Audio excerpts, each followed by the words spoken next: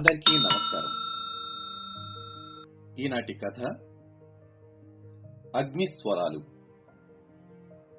రచన సింహప్రసాద్. పఠనం శ్రీనివాసరావు పోలుదాసు. ఈ అగ్నిస్వరాలు కథ 2018లో నిర్వహించిన ఉపాధ్యాయ మాసపత్రిక కథల పోటీలో ప్రథమ బహుమతి పొంది ముద్రించబడిన కథ. వినండి. అగ్నిస్వరాలు కథ.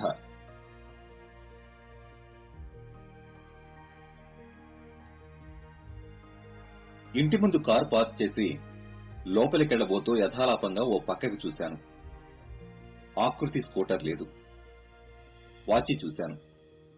రాత్రి 9:10. ఇంతదాకా ఎక్కడ షికార్లు కొడుతోందో. సుధా, ఆకృతి ఇంకా రాలేదేంటి? ఎక్కడుందో ఏమైనా ఫోన్ చేసిందా? లోపలికెళ్తూనే అసహనంతో రగులుతూ అడిగాను. కర్నాట్ ప్లేస్కి వెళ్తున్నానని సాయంత్రం ఎప్పుడో చెప్పింది. ఏవో బుక్స్ కొనుక్కోవాలంది. ఒక్కతే వెళ్ళిందా? ఫ్రెండ్స్ అంతా వెళ్ళుంటారు. నిమ్మకి నీరెత్తినట్టు మాట్లాడతావేంటి? ఇది ఢిల్లీ తెలుసా? మన ఊరు కాదు, వాడా కాదు. గుండెల మీద చేతులేసుకుని నిశ్చింతగా ఉండడానికి. మీరు మరీను ఇదేదో అడవి అన్నట్టు మాట్లాడతారేంటి? పేపర్లలో ఏవేవో రాస్తూ ఉంటారు. అవన్నీ చదివి భయపడుతూ కూర్చుంటే ఇక బతికినట్టే. నీకు అర్థం కాదులే. ఇంకో 2 ఏళ్లు ముక్కు మూసుకుని గడిపేస్తే రిటైర్ అయిపోతాను. హాయిగా హైదరాబాద్కి వెళ్లి సెటిల్ అయిపోవచ్చు. అక్కడికి అదేదో భద్రనగరమైనట్టు. ఆడది ఏ ఊళ్ళో అయినా ఏ కాలంలో అయినా ఒడిలో నిప్పులు మోస్తూ తిరగాల్సిందే. పిచ్చిగా చూశాను. అర్థం లేకుండా మాట్లాడుతూ. ఆడది అణిగిమణిగి ఉండాలి. తలుపు చాటున కాకపోయినా లక్ష్మణ రేఖకి లోపలే ఉండాలి. అప్పుడే వాళ్ళు హ్యాపీ, వాళ్ళు హ్యాపీ. సుధ అదోలా చూసి వెళ్ళిపోయింది. ఆ చూపులో నిరసన ధ్వని ఉందా? స్నానం చేసొచ్చాను. వేడివేడి అన్నం వడ్డించింది. తినబోతూ, ఆకృతి మళ్ళీ ఫోన్ చేసిందా అడిగాను. లేదు.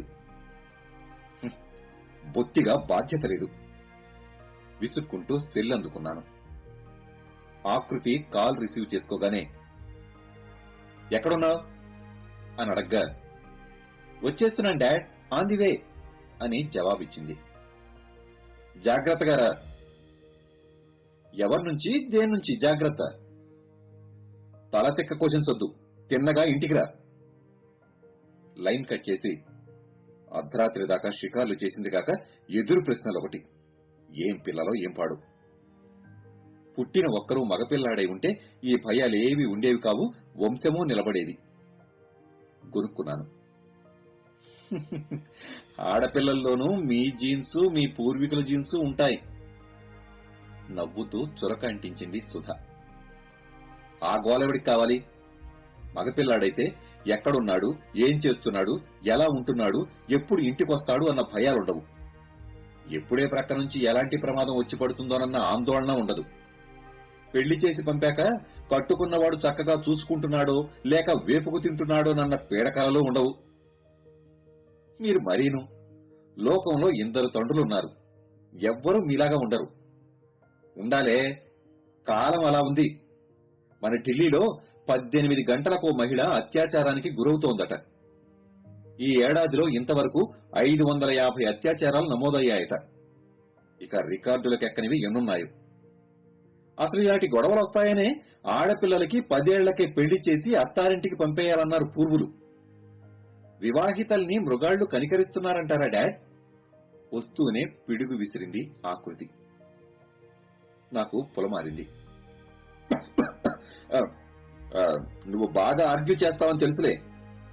ఆర్గ్యుమెంట్లు వేరు, వాస్తవం వేరు. మన స్థితిని, స్థానాన్ని మర్చిపోకూడదు. వీకర్ జెండర్ అన్న స్పృహ కలిగే ఉండాలి. అలాగే మసలాలి. ముల్లొచ్చి ఆకు మీద పడ్డా, ఆకిళ్లి ముళ్ళు మీద పడ్డా ఆకుకే నష్టం. పెదాలు విడి విడకుండా నవ్వింది. ముళ్ళు మృదువుగా మారకూడదా? మారదు. దాని స్వభావం అది. ఆ సంగతి గ్రహించి మన జాగ్రత్తలో మనం ఉండడం బెటర్. పిరికిపాలు పోస్తున్నారు డాడ్. నువ్వేమైనా అనుకో, ఆడవారికి ఈ సమాజంలో భద్రత లేదన్న సంగతి నిద్రలో కూడా మర్చిపోవద్దు. స్త్రీకి స్వేచ్ఛ లేదంటారు. ఆడది అర్ధరాత్రి నిర్భయంగా తిరిగినప్పుడే దేశానికి స్వాతంత్ర్యం వచ్చినట్టన్నారు గాంధీజీ. అయితే మనకింకా ఫ్రీడమ్ రానట్టేనా? అసలు అర్ధరాత్రి తిరగాల్సిన అవసరం ఏమొచ్చింది? నైట్ డ్యూటీలు, నైట్ షిఫ్ట్లు ఉండవా? సినిమాలకు, పార్టీలకు వెళ్ళకూడదా? మా చిన్నప్పుడు మగపిల్లాడి తోడైనా లేకుండా ఆడవాళ్లు గడప దాటేవారు కాదు, తెలుసా? ఇప్పటికీ ఆ రోజులే నడుస్తున్నాయంటారు. అబ్బబ్బబ్బా, మళ్లీ వాదనలు మొదలుపెట్టారు. ఇంటిని కోర్టు చేసేస్తున్నారు కదా. మధ్యలో కల్పించుకుంది సుధ. డాడ్ ఎలా అడ్డంగా వాదిస్తున్నారో చూడు మమ్మీ, ఫిర్యాదు చేసింది ఆకృతి. ఆయన భయాందోళనలన్నీ నీ క్షేమం గురించేనే తల్లి, అదొక్కటి గుర్తుపెట్టుకో చాలు. సుధా మాటలకు నా వంక సానుభూతిగా చూసింది ఆకృతి. చిన్నగా నిట్టూర్చి తన గదిలోకి వెళ్ళిపోయింది. చీకటి పడకుండానే ఇంటికి రమ్మని గట్టిగా చెప్పకుండా లైట్ తీసుకుంటావేంటి? అది చిన్నపిల్ల కాదు, ఎంఎస్సీ చదువుతోంది. అయినా ఆడపిల్లే కదా. కాదు డాడ్, ఆడ శరీరం అంటూ వచ్చింది ఆకృతి. నేను గుటకలు మృంగాను. సరే గాని భోంచేద్దాంరా. నా ఎదురుగా కుర్చీ లాక్కుని కూర్చుంది ఆకృతి. తనకి నేనే వడ్డించాను. ఎంఎస్సీ అయ్యాక రీసెర్చ్ చేద్దామనుకుంటున్నాను డాడ్. చెయ్యి తల్లి, నువ్వు చదువుల సరస్వతివి. ఎన్నైనా సాధించగలవు, ఎన్ని ఎత్తులైనా ఎక్కగలవు. కానీలోగా 3 ముళ్ళు వేయించుకోవడానికి రెడీగా ఉండు అన్నది ట్యాగ్ లైన్ అని నా వాక్యాన్ని పూర్తి చేసింది సుధ. పెళ్లే జీవితానికి పరమావధి అంటారు. నా వంక అర్ధోక్తిగా చూస్తూ అంది ఆకృతి. కాకపోవచ్చు, కానీ మ్యారేజ్ తో మనిషికి పరిపూర్ణత వస్తుంది. ఆ జన్మ నేస్తం లభిస్తారు. తోడున్నారన్న భావన ధైర్యాన్నిస్తుంది. మేము, మా ఇల్లు, మా సంతానం, ఈ భావనలోనే అనంతమైన ఆనందం ఉంది, తృప్తి ఉంది, సహజీవన సౌభాగ్యం ఉంది, జీవన రాగం ఉంది. పుస్తకాల కబుర్లు చదవడానికి, వినడానికి బాగుంటాయి. కాని కళ్ళు విప్పి చూస్తే కట్నా కళ్ళు, వరకట్న దహనాలు, గృహహింసలు, అణచివేతలు, మూగ వేదనలు మాత్రమే కనిపిస్తాయి. శాడిజం వద్దు, పాజిటివ్ యాటిట్యూడ్ తో చూడు, ప్రపంచం పచ్చగా కనిపిస్తుంది. అలాంటి కళ్ళజోడు లేకుండా చూస్తే పచ్చిగా కనిపిస్తుందంటారు. రామ మళ్లీ మొదలెట్టారు. తిండి కూడా తిన్నగా తినరు కదా. అది సరే కాని ఇందాకేదో రీసెర్చ్ అంటూ కొత్త రాగం అందుకున్నావేంటి ఆకృతి? సుధ ఆరా తీసింది. ఎన్నేళ్ల నుంచో నాకు ఒక కలుంది. దాన్ని నిజం చేయడానికి ఎందుకు పరిశోధన చెయ్యకూడదు అనిపిస్తోంది. నా వంకే చూస్తూ అంది. డాడీ మాటలక? నవ్వుతూ అడిగింది సుధ. నా కళేంటో చెప్పనా డాడ్? కళ్లతో నవ్వుతూ నా కళ్లల్లోకి సూటిగా చూస్తూ అంది. ఏంటది? నేను తలచుకున్నప్పుడల్లా నా ఒంట్లోంచి కత్తులు ములుచుకు రావాలి. భృకుటి ముడివేసి పిచ్చిగా చూశాను. బిగ్గరగా నవ్వేసింది. భయపడొద్దు, కత్తులంటే కత్తులు కాదులే, ముళ్ళనుకో. నేను బాగా పరిశోధించి ఒక పదార్థం కనుక్కుంటాను. ఆడవారి కోసమేలే. అది తింటే చాలు, వారు కోరుకున్నప్పుడు లేదా ఒక్కసారి ఒళ్ళు విరుచుకున్నప్పుడు వారి ఒంట్లోంచి ముళ్లపంది ముళ్లలాంటివి వచ్చేస్తాయి. ఇంకప్పుడు మగభయం చచ్చినా ఉండదు. నీలాంటి వారు భద్రత, క్షేమం అంటూ ఆందోళన పడనక్కర్లేదు. ఎలా ఉంది నా ఐడియా? వేళాకోళలొద్దు. నేనెందుకింత ఇదిగా నొక్కి చెప్తున్నానో అర్థం చేసుకో. నా మాటల్లోని డెప్త్ గురించి సీరియస్ గా ఆలోచించు. కంచం ముందు నుంచి లేచి చేతులు కడుక్కోవడానికి వెళుతూ సీరియస్ గా చెప్పాను. ఆకృతి బదులివ్వలేదు. బహుశా ఆలోచన రగిలి ఉండొచ్చు. ఎదిగిన ఆడపిల్లలు ఎదమీద కుంపట్లు. ఎంత చదివినా, ఎంత ఎదిగినా ఆడవాళ్లు తమ రక్షణ బాధ్యతని తామే చూసుకోవాలి. ఇది అనాదిగా కాదు, ఆది నుంచి వస్తోన్న కథే. ఈ కాలపు ఆడపిల్లలకి మగ స్నేహాలు, షికార్లు, ఇంటర్నెట్లు, పిజ్జాలు, బర్గర్లు తప్ప స్వీయ రక్షణ మీద ధ్యాస ఉండక అనర్థాల్ని కొని తెచ్చుకుంటున్నారు. గదిలోకెళ్లి ఇండియా టుడే చేతిలోకి తీసుకున్నాను. మరి కాసేపటికి పని ముగించుకొచ్చింది సుధ. ఇవాళ అదోలా ఉన్నారేమిటి? తల పంకిస్తూ మెల్లగా అన్నాను. కొంచెం డిస్టర్బ్డ్ గానే ఉంది. ఆఫీసులో ఏమైనా? ఆఫీసా, ఇల్లా, పార్కా, పబ్లిక్ రోడ్డా, క్లబ్బా, కాలేజీయా, బస్సా, రైలా, విమానమా అన్న తేడా లేదు. ఎక్కడైనా పంజా విసరొచ్చు. తీవ్రవాదులా? కామపిశాచాలు. ఇవాళ ఉదయం జనక్పురిలో ఒక కాలేజీ అమ్మాయి తనని ప్రేమించనన్నదని ఆమె ముఖం మీద యాసిడ్ పోసాడట ఒక రోగ్. యూపీ నుంచి పొట్టచేత పట్టుకొచ్చిన ఆడకూలి మీద ఇంటర్ స్టేట్ బస్ స్టేషన్లో నలుగురు అఘాయిత్యం చేశారట. ఎటు చూసినా అత్యాచారాలు, లైంగిక వేధింపులే. పురాణ కాలంలోనే కాదు, ఇప్పుడు స్త్రీకి బొత్తిగా భద్రత లేకుండా పోయింది. అందరి సంగతి ఏమో గాని మన ఆకృతి గురించి బెంగ పెట్టుకోనక్కర్లేదు. తన తెగువ, ధైర్యం ప్రత్యేకమైనవి. అలానే నిశ్చింతగా ఎలా ఉండగలం చెప్పు? అవునంటూ తలాడిస్తూ అంది. అది పాయింటే. ఈ మగాళ్ళు ఎందుకింత పశువుల్లా ప్రవర్తిస్తుంటారో తెలీదు. జైలు శిక్షలకి ఎవరూ భయపడడం లేదు. రసాయన ప్రక్రియ ద్వారా విపరీత లైంగిక ప్రవర్తనని నాశనం చేయలేమా? మనుషుల్లోనూ రాక్షసులుంటారు. ఇప్పుడే కాదు, రాముడి కాలంలో రావణాసురుడుంటే కృష్ణుడి కాలంలో కీచకుడున్నాడు. యుద్ధాలు జరిగినప్పుడు శత్రురాజుకు చిక్కకుండా అంతఃపుర ఆడవాళ్లు అగ్నిలోకి దూకేవారని హిస్టరీలో చదువుకోలేదు? అప్పుడు ఇప్పుడు కూడా ఆడదానికి అగ్నే దిక్కన్నమాట. గోడకి తగిలించి ఉన్న క్యాలెండర్లోని సీత బొమ్మ వంక చూస్తూ విచారంగా అంది సుధ. ఆహా, అలాగని కాదు గాని పశుబలం ముందు నిలబడలేరు. అందుకే ఆడవాళ్లని వీకర్ సెక్స్ అనేది. ఆడవాళ్లు తమ హ్యాండ్ బ్యాగుల్లో కారం పొట్లాలో, కళ్లల్లో స్ప్రే చేసి కళ్లు గప్పేవో పెట్టుకోవాలి. చిన్న చాకు, విజులు ఉంచుకోవాలి. కరాటే కాకపోయినా 4 పంచులిచ్చే పట్లు నేర్చుకోవాలి.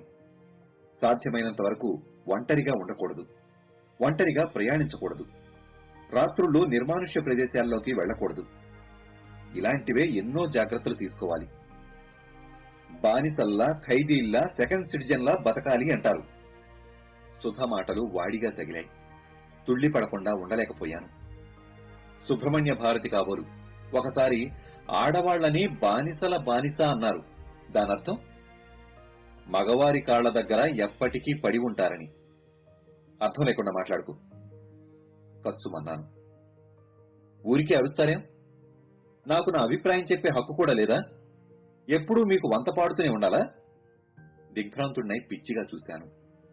ఈమె 30 ఏళ్ల నుంచి నాతో కాపురం చేస్తున్న సుధేనా? ఎప్పుడూ ఆడవాళ్లు అణిగి ఉండాలి, జాగ్రత్తగా ఉండాలి, తలంచుకుపోవాలి, ఆకలి చూపుల్ని, వెకిలి నవ్వుల్ని, వ్యంగ్య బాణాల్ని దులిపేసుకోవాలి, ఒంటి నిండా కప్పే దుస్తులే ధరించాలి, ఎవరికి వాళ్లు తమని తాము రక్షించుకోవాలి, తండ్రో, మొగుడో, కొడుకో తోడు లేకుండా ఎక్కడికి వెళ్లకూడదు. మొగుడు ఎలాంటి వాడైనా సరే పతిదేవుడంటూ పూజించాలి.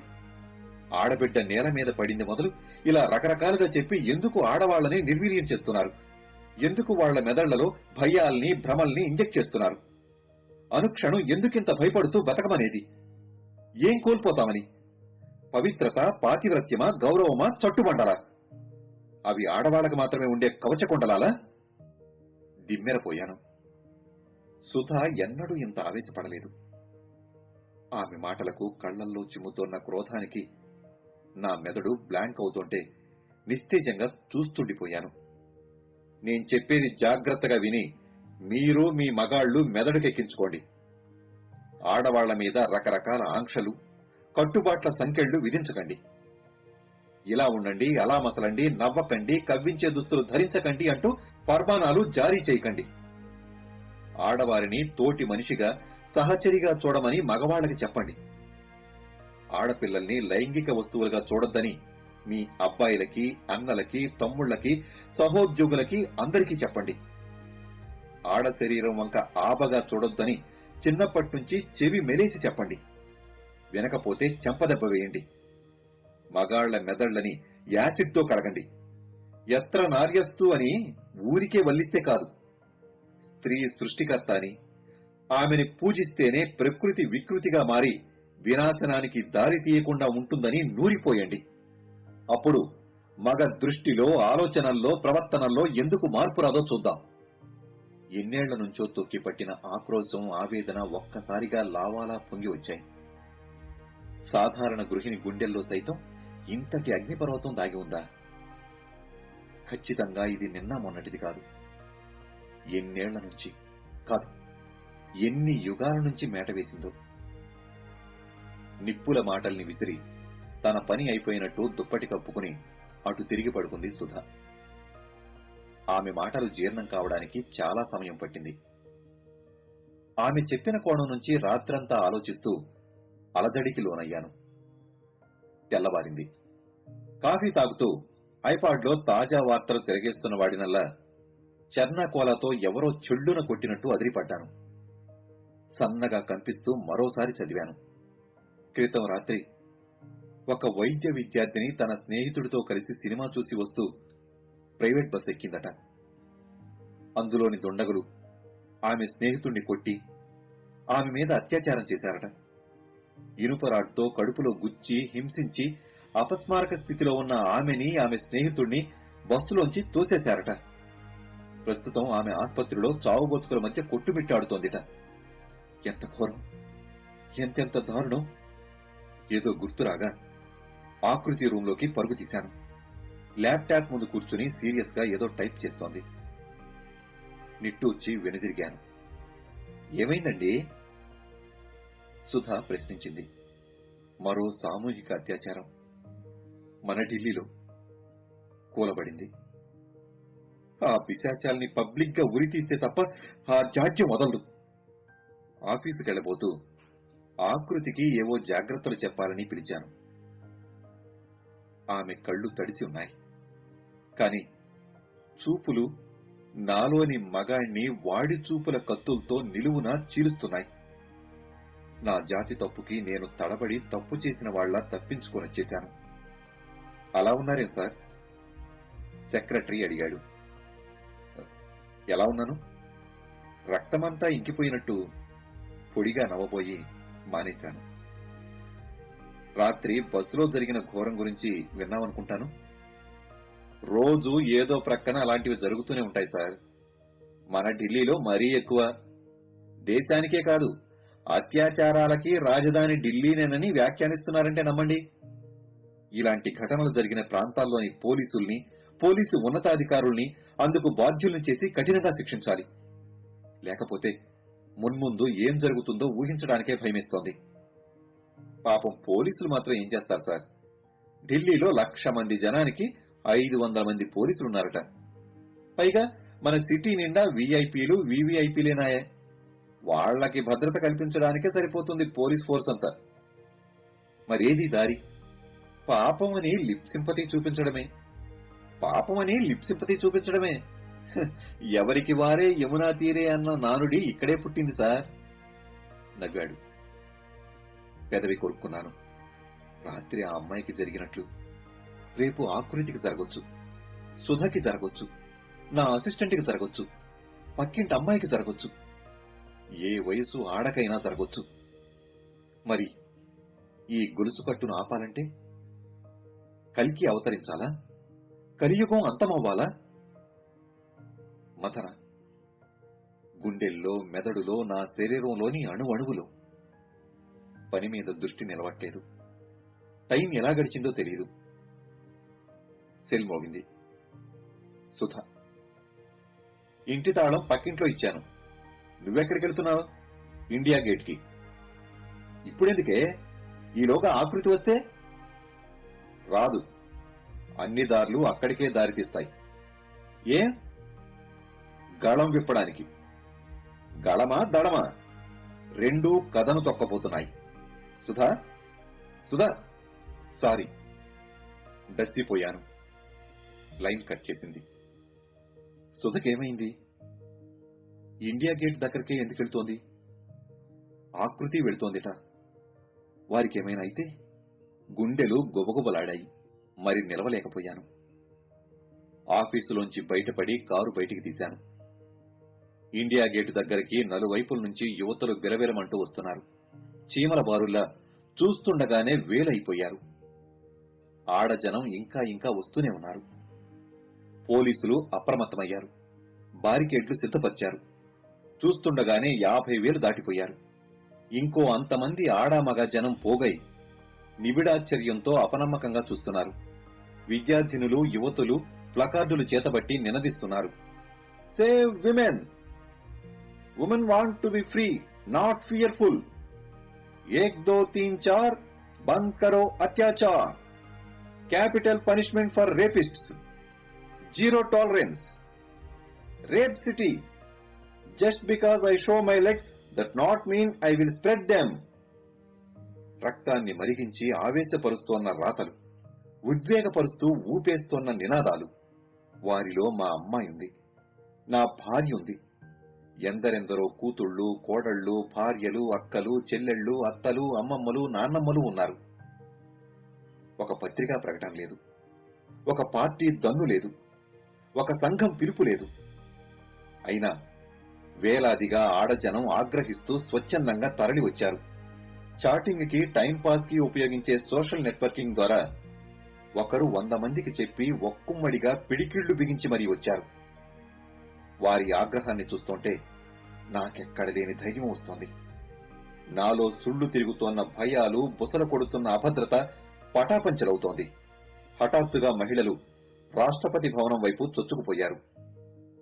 పోలీసు శక్తి వారిని ఆపలేకపోయింది. జలఫిరంగులు పేల్చారు, బాష్పవాయుగోళాలు ప్రయోగించారు, లాఠీలతో విరుచుకుపడ్డారు. అయినా ఎవరూ వెనుకంజ వేయట్లేదు. సిగ్గులేని సమాజాన్ని, చేతకాని ప్రభుత్వాన్ని నిగ్గదీస్తూ శివమెత్తింది యువత. మగాడిలోని మృగాన్ని, విశృంఖలత్వాన్ని నిర్జించేదాకా విశ్రమించమంటూ సాగరంలా పోటెత్తింది. కామాసురులపై కత్తి దూస్తోన్న ఆదిశక్తులను, అపరకాడిలను చూసి నేను సైతం ఉద్వేగంతో ఊగిపోయాను. ఈ చైతన్యం, ఈ స్ఫూర్తి, ఈ హెచ్చరిక మొత్తం దేశంలో ప్రతిధ్వనిస్తుందన్న భరోసాతో ఉత్సాహంగా వెర్రిగొంతు గరిపాను. ఈ స్త్రీ చైతన్య చారిత్రక ఘట్టం పదఘట్టనల క్రింద మహిషాసురుల గుండెలు నలిగి పచ్చడవుతాయని ఆశిస్తూ, ఆకాంక్షిస్తూ నేను సైతం పిడికిలి బిగించాను. ఆ నిరసన స్వరాలు ప్రచండ ఘోషగా మారాయి, ప్రకంపనాలు సృష్టించాయి. నిర్భయ చట్టం పురుడు పోసుకుంది. మీరింతవరకు విన్న కథ అగ్నిస్వరాలు. రచన సింహప్రసాద్. పఠనం శ్రీనివాసరావు పోలుదాసు. ఈ అగ్నిస్వరాలు కథ 2018లో నిర్వహించిన ఉపాధ్యాయ మాసపత్రిక కథల పోటీలో ప్రథమ బహుమతి పొంది ముద్రించబడిన కథ. మరొక మంచి కథతో మళ్లీ కలుద్దాం. అందాక అందరికీ నమస్కారం.